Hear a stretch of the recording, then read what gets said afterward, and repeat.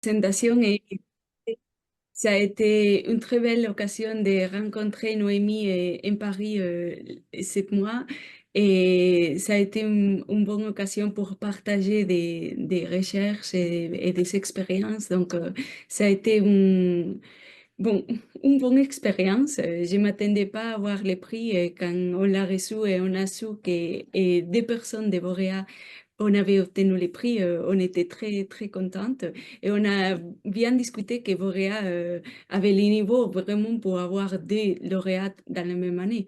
Et donc, c'est aussi félicitations à toute l'équipe et tous les laboratoires de Boréa parce qu'on ne peut pas réussir si on ne fait pas une bonne équipe.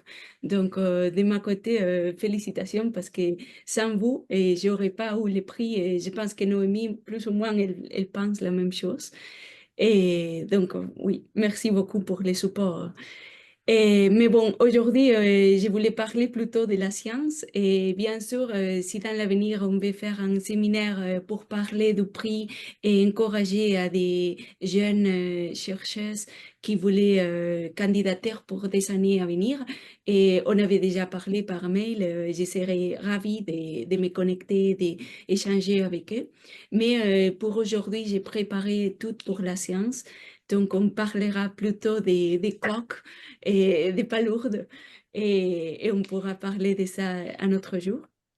Et donc, je vais démarrer. Merci à tous pour avoir venu aujourd'hui pour cette séminaire des Boréas. Et comme vous pouvez déjà savoir, je ne suis pas francophone, donc si dans un moment donné dans les séminaires, j'utilise des mots qui sont inventés ou qui n'existent plus ou je ne m'explique pas bien, n'hésitez pas surtout à parler, lever la main ou n'importe quoi et m'arrêter et on peut, l'important ici c'est d'échanger. Donc, s'il vous plaît, je vais pas vous perdre et surtout pas parce que mon français, c'est pas le mieux. Donc, une fois que j'ai dit ça, et on commence. Et donc, on va parler un peu des aventures des cellules cancéreuses qui vont être transmises intravivalves. Donc, aujourd'hui, je vais vous inviter à plonger avec moi dans la mer. Mais avant qu'on fait ça, et on doit voir si on est dans le même niveau par rapport au cancer. Donc, on va revoir un peu ce que nous savons sur le cancer. Donc, le cancer, c'est une maladie qui commence par une cellule ou quelques cellules qui vont muter. Donc, vont avoir une mutation génétique et cette mutation ou mutations vont la faire se diviser sans contrôle et ça va faire un tumeur. Ça va être ce qu'on appelle les tumeurs primaires qui est normalement hétérogène. Donc, pas toutes les cellules vont être les mêmes. Dans un moment donné, une ou plusieurs cellules de cette tumeur vont acquérir la capacité de voyager dans le corps. Donc, c'est le processus qu'on appelle métastase. Donc, c'est la dissémination des cellules à des autres parties du corps ou des organes. Si vous le pensez bien, c'est comme donner à la cellule une carte pour aller dans des autres endroits du corps. Le cancer, comme peut-être vous savez déjà, parce que si vous lisez les quotidiens ou vous regardez un peu la télé, c'est toujours dans les journaux, c'est toujours un problème. Et c'est parce que 1 sur 6 morts, décès, vont être dus au cancer. Donc, en Europe, 5000 personnes par jour sont mortes par rapport, à cause du cancer.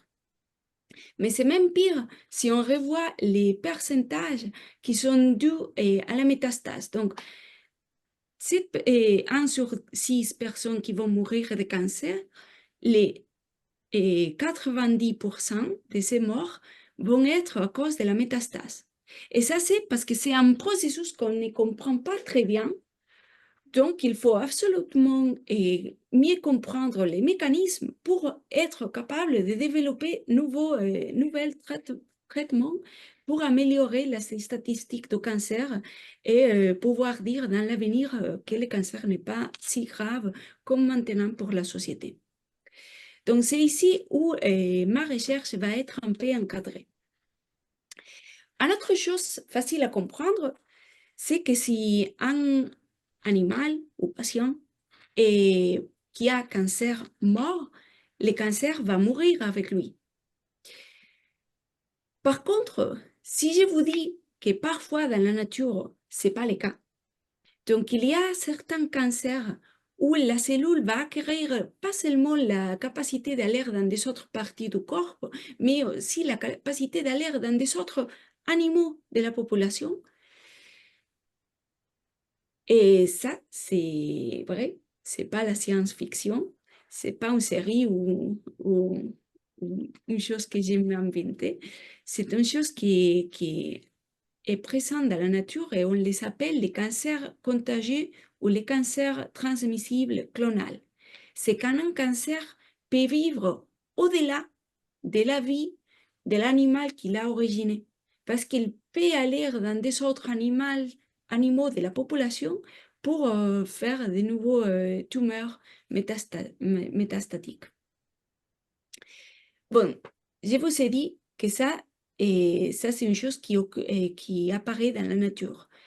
Et si vous le pensez bien, une cellule cancéreuse et qui est contagieuse n'est pas si différente de la cellule métastatique qu'on venait de décrire avant. Donc, moi, je suis très intéressée à mieux comprendre toutes les mutations qui les donnent à la cellule contagieuse la capacité d'aller dans des autres animaux pour peut-être comprendre mieux la cellule métastatique. Et comme je vous avais dit, et ça c'est une chose qui apparaît dans la nature. Donc, les animaux qui, pour le moment, on sait qu'ils ont des cancers contagieux ou transmissibles dans la Terre, c'est les chiens, nos meilleurs amis, et les diables de Tasmanie. Par contre, il y a un troisième type de cancer contagieux ou transmissible dans la nature, et ça va être les cancers dans lesquels on va se concentrer dans ce séminaire, parce que c'est un animal marin. Et comme vous le savez bien, c'est un animal qui va habiter dans les sables de nos plages, et qui sont les coquillages, et ils vont avoir une leucémie. Et la leucémie, c'est le cancer du sang. Et on l'appelle leucémie parce que ça va être un cancer qui va être présent dans l'hémolymphe, qui va être originé et après disséminé par l'hémolymphe. L'hémolymphe, c'est le sang de ces animaux, des bivalves, les coquillages. Donc, avec ces trois cancers contagieux qui sont présents dans la nature, on a tous les cas de cancers horizontaux, parce qu'après, il y a aussi des transmissions verticales, mais des transmissions horizontales, c'est-à-dire d'un animal à l'autre de la population sans une relation verticale des parents à des enfants. Et ça, c'est les cas qu'on connaît jusqu'à aujourd'hui. Donc, dans les cas des chiens et des diables de Tasmanie, les contagions vont être physiques. On peut parler plus après dans les questions. Mais dans les bivalves, la hypothèse la plus probable qu'on discute dans la communauté scientifique, c'est que comme les bivalves vont filtrer l'eau, dans un moment donné, ils vont trouver une cellule de cancer.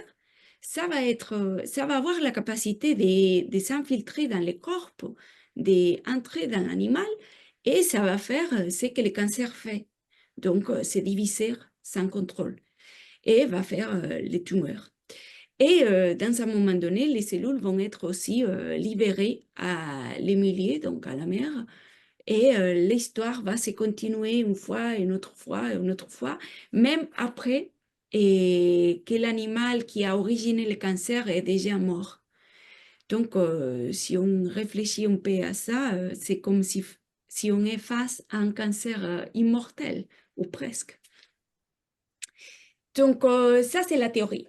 Mais on avait dit qu'il y avait plusieurs espèces de bivalves. Et donc, la pratique, c'est que le cancer contagieux des bivalves a été trouvé dans 10 espèces différentes et seulement dans les dernières 9 ans. Parce que les premiers cas de cancer contagieux chez les bivalves a été décrite en 2015, donc il y a presque 10 ans. Et c'était dans Mi-Arenaria, la palourde qu'on peut voir ici. Depuis ce moment, et plusieurs laboratoires du monde ont fait un gros effort et on a aujourd'hui déjà 10 espèces différentes de bivalves avec 11 différents cancers contagieux qui sont en train de se propager parmi les populations de ces bivalves. Et j'ai dit, la première fois qu'il a été décrit le cancer contagieux, c'est en 2015. Mais on savait déjà qu'il y avait des cancers. Et par exemple, chez les coqs, et il était décrit depuis les années 80. Et il y a des palourdes ou des huîtres qui c'était dans les années 70, même 60. Donc, on savait déjà qu'il y avait des cancers, mais on ne savait pas que c'était un cancer contagieux ou transmissible. Donc, c'est à partir de 2015 qu'on a découvert ça. Et comme vous pouvez voir, dans ces années qu'on a fait des études, dans ces 10 ans qu'on a fait des études dans les cancers contagieux des bivalves, ils ont été trouvés déjà parmi tout le monde. Comme vous pouvez voir dans cette carte, et c'est pas seulement en Europe, on les trouve en Amérique, en Russie, donc presque partout.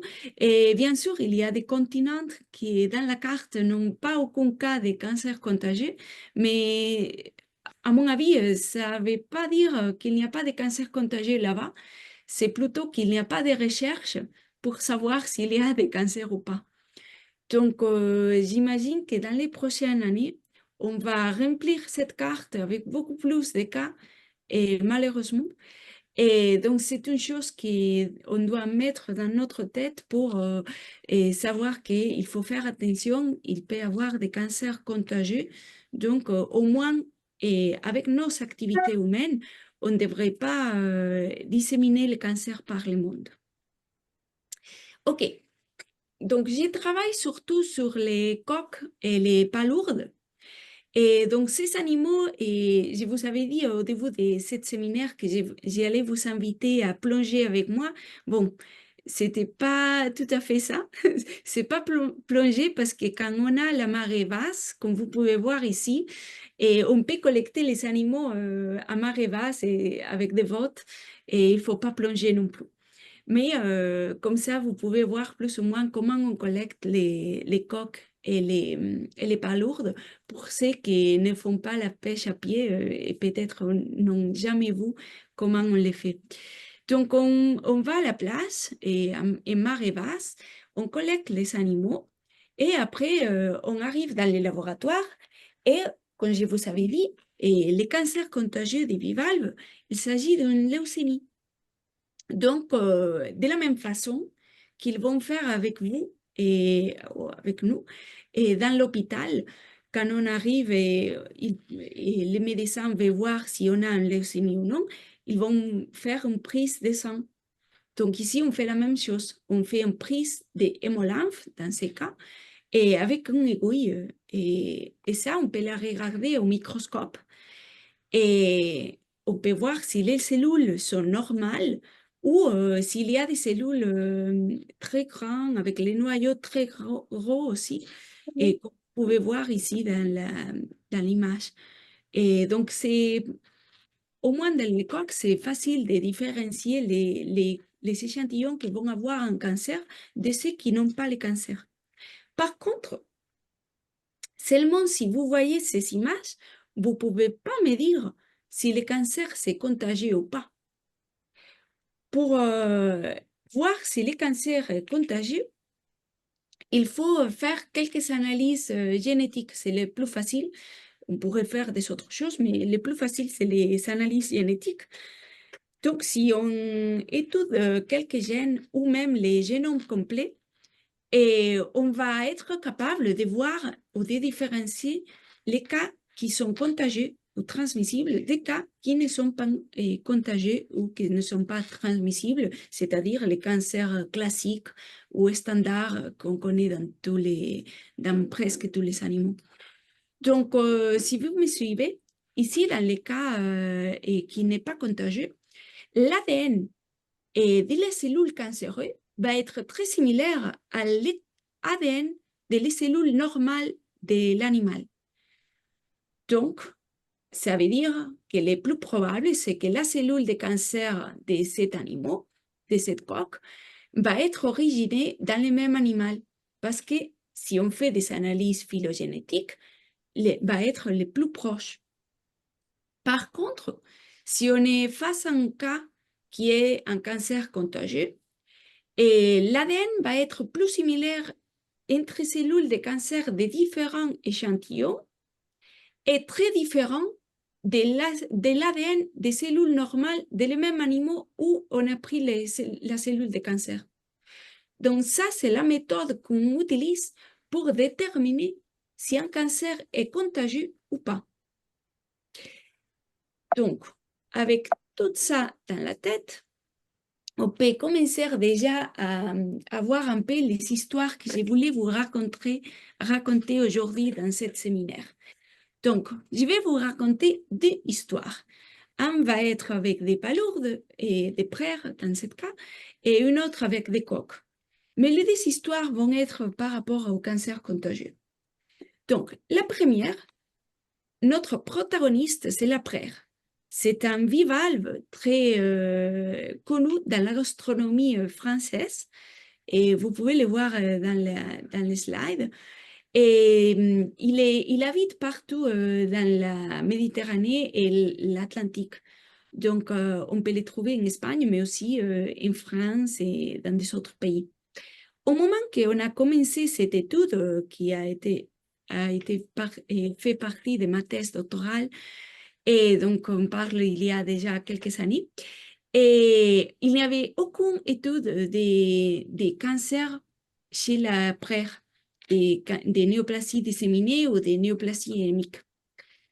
Donc, on est allé dans 9 points différents et par le sud de l'Europe. On a collecté plus de 300 échantillons et on a regardé avec la méthode que je vous enseignais avant du microscope s'il y avait des cancers ou pas. Et voilà, on a trouvé des cancers. Donc, on prenait des l'hémolymphe, on a regardé et on a trouvé quelques échantillons qui avaient des cancers. Et ces échantillons étaient toujours de deux localisations différentes. Un, c'était dans la côte atlantique. Ça, c'est la région de la Galice, de l'Espagne. C'est la région d'où je suis originaire, très similaire à la Normandie, je le dis toujours. Et pour l'Espagne, on est toujours la région où il pleut beaucoup, où c'est tout vert. Et c'est très similaire à la région de la Normandie pour la France.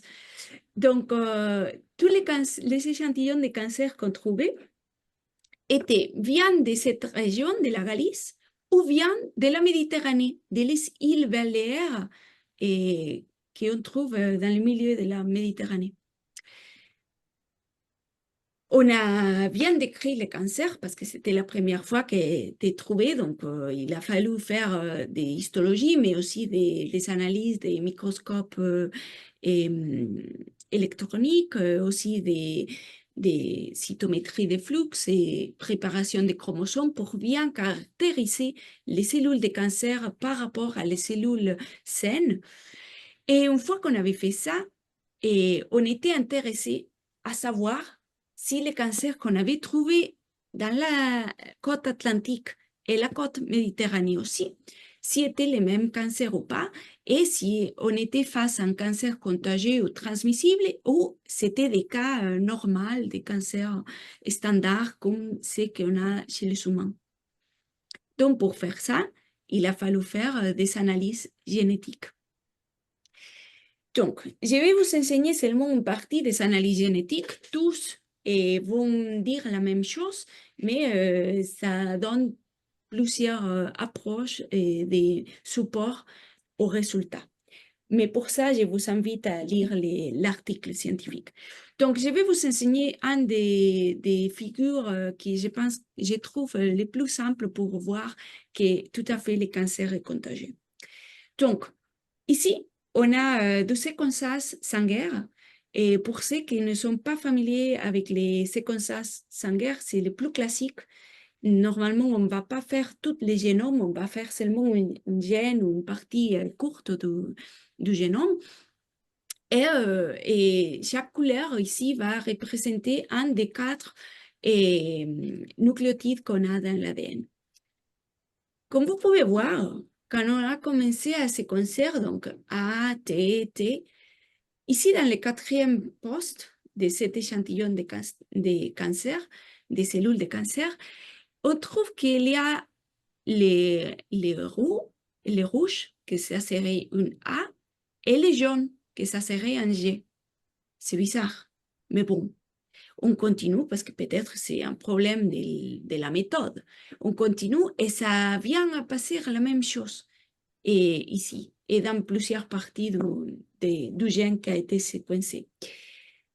Même plus curieux, c'est que quand on le fait pour un autre échantillon de cancer, on trouve les problèmes dans les mêmes lieux. Donc peut-être ce n'est pas un problème méthodologique, peut-être c'est une chose qui occure dans la nature, que c'est tout à fait dans l'ADN. Donc deux échantillons ici, on a qui sont différents, et les deux vont avoir les mêmes séquençages et les mêmes deux lettres dans le même lieu. Donc, on a ça. On a séquencé aussi un échantillon qui était sain et qui n'avait pas de cancer, mais qui c'est la même espèce où on trouvait le cancer. Et on regarde, bien, c'est ATT, comme dans le cancer, mais ici c'est jaune. Et on n'a pas les doubles pics. Donc c'est toujours la jaune. Et ça passe aussi pour les autres cas où on avait les doubles pics. Donc, on a fait plusieurs études, on a comparé avec des bases de données et on a trouvé une autre palourde qui cohabite dans les mêmes endroits et où on trouve la praire. Venus verrucosa, c'est cette praire. Et celle-là, c'est Camellia gallina, le nom scientifique. Et ici, si vous voyez, on a les mêmes ATT, ok, c'est la même chose qu'on trouve dans les cancers et même dans les Venus verrucosa. Mais quand on vient à la 4e position, on a la A, juste le 2e pic qu'on ne trouvait pas dans les palourdes saines, dans les praires saines, mais on trouvait toujours dans les cancers. Donc, bien sûr, toute seule, ça ne va pas nous permettre de conclure que le cancer a été originé chez le Camellia gallina, donc cette palourde qui est tout en bas, et maintenant elle est transmise dans les palourdes, les praires, les Venus verrucosa. Par contre, on a fait plusieurs analyses génomiques. Donc ici, par exemple, on trouve avec les mitogénomes complets la même chose. Donc, on a les tumeurs et on a séquencé des cellules cancéreuses, donc un échantillon avec des tumeurs, et on va trouver que pour les cas où on a les tumeurs et on a plus de cellules tumorales, on va avoir la couverture dans la Camellia gallina, que c'est l'espèce qui a originé le cancer. Et par contre, quand on a un tissu normal, donc qui n'a pas beaucoup de cancer, on va trouver surtout la couverture chez la praire, la Venus verrucosa, parce que c'est l'animal où on trouve le cancer. Donc, ça, c'est deux des preuves qu'on a mis dans l'article, mais il y a plusieurs.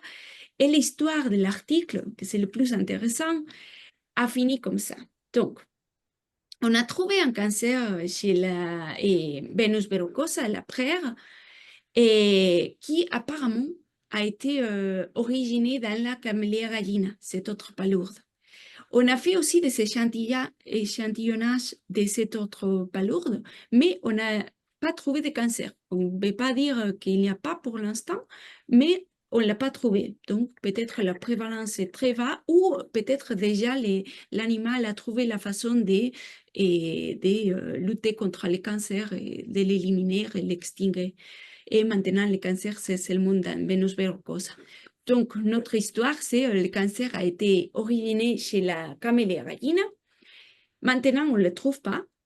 Et maintenant, on le trouve dans les Venus verrucosa, la praire.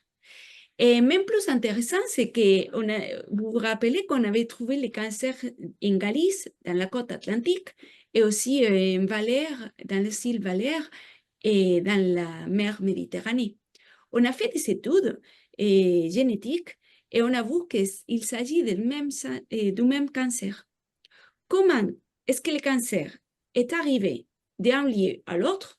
Ça, c'est un mystère qui reste ouvert pour futures recherches. Mais on a déjà un point en Portugal où on n'a pas trouvé de cancer. Donc, et les deux hypothèses les plus probables, c'est ou bien que le cancer et, a voyagé parmi les populations intermédiaires jusqu'à d'un lieu à l'autre, ou l'autre hypothèse, c'est que l'activité humaine, et parce que ces deux points sont les deux de l'Espagne et l'autre point, c'est de Portugal, que peut-être les activités humaines ont bougé et transporté des animaux avec les cellules cancéreuses ou même de l'eau de mer qui avait la cellule cancéreuse, et c'est comme ça. Mais et avec cet article, on ne peut pas conclure aucune chose, on peut seulement montrer la situation qu'on a trouvée, mais c'est les recherches futures qui vont vraiment déterminer qu'est-ce qui s'est passé dans ce cas. Et comme ça, on est arrivé à la fin de la première histoire que je voulais vous raconter. Et il y a une petite vidéo qui résume toute l'histoire que je viens de vous raconter dans l'article qui est publié en live, mais aussi dans ma chaîne de YouTube. Donc, n'hésitez pas à regarder la vidéo si vous voulez. OK. Donc, pour les prochaines 10 minutes que nous reste, je voulais vous raconter une deuxième histoire. Et cette fois, notre protagoniste va être la coque. Et c'est un peu les projets qui a donné la naissance du projet que j'ai fait ici à Vauvert. Donc, cette histoire va être l'évolution des métastases marines chez la coque. Et tout d'abord, quand on a commencé ce projet en 2016, et il y a déjà quelques années, il n'y avait pas un génome de référence. Et on voulait, pour la coque, pour Cerastoderme dule, la coque commune. Et on voulait faire des analyses génomiques. Donc, notre première tâche a été de construire les génomes et des références pour la coque. Donc, on a choisi une coque qui avait 38 chromosomes, comme tous les coques, et était normal à niveau histologique, pas des maladies comme ça. Et on a construit un génome de référence et à niveau chromosome. Donc, on avait un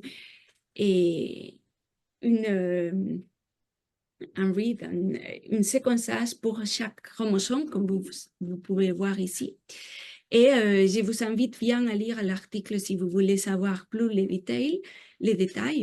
Mais une fois qu'on avait réussi à avoir les génomes et des références, et on voulait étudier les cancers contagieux de la coque. Donc, il nous fallait avoir des coques avec des cancers pour pouvoir comparer avec les génomes de référence et nous poser des questions. Donc, pour ça, on a fait un échantillonnage tout au long de la côte du Maroc à la Russie. Et que c'est la distribution plus ou moins de la coque. Ça arrive au Sénégal, mais échantillonner en Afrique, c'est pas facile. Et donc, on a plus ou moins couvert toute la distribution de la coque. Et on a trouvé les cancers seulement dans 5 pays. Et tous les pays, c'était dans le sud. Donc, on parle de la France, mais aussi de l'Angleterre, de l'Irlande, l'Espagne et le Portugal. Et la prévalence était assez forte parce que la prévalence sur presque 7000 coques, c'était des 5%. Et c'est une prévalence très haute si on pense à des cancers humains. Mais comme dans ce cas, c'est un cancer contagieux, c'est peut-être pour ça que la prévalence est si haute. Donc, on a décidé de séquencer une partie de ces échantillons, pas les 7000, mais une bonne partie de ces échantillons ont été séquencés. Et cela nous a permis de nous poser des questions et d'essayer de répondre. Donc, la première, c'était combien de cancers contagieux est-ce qu'il y a chez les coqs? Et la réponse va être 2, et même plus. Donc, il y avait déjà un autre article qui avait suggéré ça, mais n'avait pas assez de points et d'échantillonnage. Donc, comme on a fait un échantillonnage plus grand, et on s'est demandé peut-être il y a plus. Mais non, il y a seulement 2. Et ces 2, comme vous pouvez voir ici dans l'histologie, ont des différences phénotypiques. Ce ne sont pas similaires, toutes similaires les cellules de cancer, même s'ils partagent quelques caractéristiques. Quand on a fait des analyses moléculaires et génomiques, et toutes supportaient la même chose qu'on voyait dans la histologie. Donc, il y a des cancers qui sont ici avec la couleur rouge et la couleur violet. Donc, parmi toute la population des coqs, il y a 2 cancers contagieux, pas seulement un. Et on était intéressé aussi à savoir l'âge, donc, et quand est-ce qu'ils ont apparu ces cancers. Et avec la méthode qu'on a pour le moment qu'on avait à ce moment-là, on n'a pas pu dire l'année exacte, mais il y a des méthodes qui permettent de le faire, et il y a des autres articles et des Américains qui ont déjà trouvé que les cancers contagieux des mia arenaria et une palourde a déjà presque 500 ans des, des âges. Donc, ce sont des cancers très anciens. Donc, comme il peut vivre au-delà de la vie et de la mort de l'animal qui l'a originé, ils peuvent devenir, comme on avait rigolé avant, immortels. Et c'est tout à fait ça. Et 500 ans, c'est beaucoup. Et on n'a pas pu dire avec la résolution nécessaire quel est l'âge des cancers contagieux chez la coque. Par contre, on a vu déjà avec des ADN satellites que ce sont des séquences répétées dans les génomes et qu'il s'agit d'un cancer aussi très ancien, donc similaire à celle de la palourde qui a été décrite par les Américains. On voulait savoir aussi, j'ai dit dans ma présentation que ce cancer, c'est une leucémie parce qu'il a apparu dans les mots-lymphes. Mais vous pouvez me dire, ah, mais peut-être il est dans la molymphe parce qu'il utilise le molymphe pour se disséminer, mais peut-être il a apparu dans un autre organe. Et tout à fait, dans la littérature, il y avait discussion de que peut-être c'était un cancer originé dans les gonades et qui était pas originé dans les, dans les molymphes. Donc pour ça, et pour pouvoir répondre à cette question qu'il y avait dans la communauté scientifique, on a fait du séquençage des ARN de plusieurs tissus de la coque, comme on peut voir ici, et on a construit un atlas de ces tissus. Et après, on a séquencé aussi des cellules de cancer de type A et de type B, donc cancer rouge et de violet. Et comme vous pouvez voir ici, les cancers sont groupés, sont groupés à côté de l'hémolymphe. Donc, le plus probable, c'est que l'origine de ces cancers, les deux, les rouges et les violets, sont dans l'hémolymphe. Donc, je n'ai pas bien expliqué, mais les cancers rouges et violets, avec les choses qu'on avait trouvées dans les microsatellites et aussi dans des mutations ponctuelles, ont été originés de manière indépendante. Donc, ce n'est pas les mêmes cancers qui après s'est divisé. Non, ce sont des cancers indépendants. Donc, si on voit des cancers qui ont apparu de manière indépendante et les deux montrent une origine similaire, donc dans la hémolymphe, le plus probable, peut-être ça veut dire que ce cancer exploite et la capacité qui a l'hémolymphe et pour se disséminer dans les corps, même pour sortir à l'eau de mer. Et la dernière chose, il y a plusieurs résultats dans l'article, mais on n'a pas le temps. Donc, la dernière chose que je voulais partager avec vous, c'est un peu l'histoire du génome et une petite histoire des voleurs. Donc, tout d'abord, les cellules normales de la coque, normalement, vont avoir, à exception de la sexuelle, les cellules sexuelles, toutes les cellules vont avoir 38 chromosomes. De la même manière que toutes nos cellules, à exception des cellules sexuelles, vont avoir la même quantité de chromosomes. Par contre, quand on regarde les cellules de cancer rouge ou de cancer violet, et on va avoir beaucoup plus de chromosomes. Parfois, on va avoir seulement 11, parfois, on va arriver jusqu'à 300 chromosomes dans une seule cellule. Donc, ça reflète la instabilité du génome qu'on trouve dans ce type de cancer. Ça a été aussi, pas seulement avec des préparations de chromosomes, mais ça a été aussi vu dans des analyses génomiques. Et, et avec ça, donc l'histoire du nucléus, du ADN nucléaire, qui nous raconte que c'est une histoire, une génomique très instable et qui ont des cellules qui sont différentes à niveau phénotypique, on trouve deux cancers dans la population et qui sont transmis dans la population des coqs. Euh, Par contre, une partie de ma thèse consistait à voir si l'ADN mitochondriel racontait la même histoire. Et voilà l'histoire de l'ADN mitochondriel. Donc, au début, quand j'ai vu cette phylogénie, quand j'ai obtenu cette phylogénie, et je l'ai vu avec tous les 9 différents lignages, groupes, je me suis dit, j'ai quelque chose mal fait parce que ça ne peut pas être le cas. Et comment c'est possible que l'histoire du phénotypique, donc de l'histologie, l'histoire de l'ADN raconte la même histoire. Il y a seulement 2 cancers, mais quand on voit l'ADN mitochondriel, il paraissait qu'il y avait 9. Comment ça c'est possible? Donc, on a fait plusieurs analyses, bien sûr, et on a vu aussi que tous les cas, tous les lignages, bien correspondaient à un type, les rouges, ou à l'autre, les violets. Mais jamais j'avais un lignage où j'avais les 2 types. Donc, ça a été déjà les premiers indices de que ça, peut-être, ça veut dire quelque chose.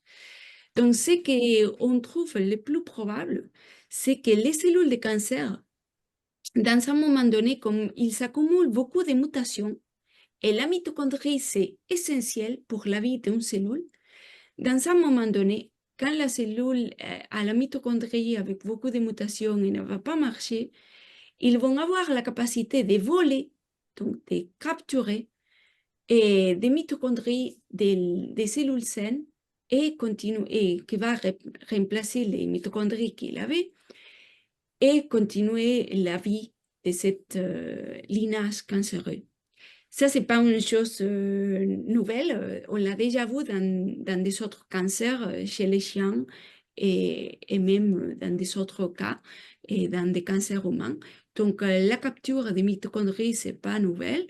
Mais par contre, on ne savait pas que ces cancers contagieux dans des animaux marins pouvaient avoir cette capacité de capturer les mitochondries. Et avec ça, je ne vais pas parler plus parce qu'on est déjà à 40 minutes. Et je vous invite à lire l'article. Si vous n'avez pas accès, et dans mon site web, vous pouvez télécharger les PDF. Et je ne vais pas finir sans dire un gros merci à toute l'équipe parce que ici, j'ai présenté mes travaux, mais aussi les travaux de beaucoup des autres personnes. Donc, c'est important de dire que la science est plutôt toujours collaborative. Donc, c'est grâce à eux que je peux vous raconter toutes ces 2 histoires aujourd'hui. Et aussi, merci beaucoup à vous pour avoir venu aujourd'hui et pour avoir la patience de m'écouter parce que je sais que quand tu n'es pas native, c'est plus difficile à suivre.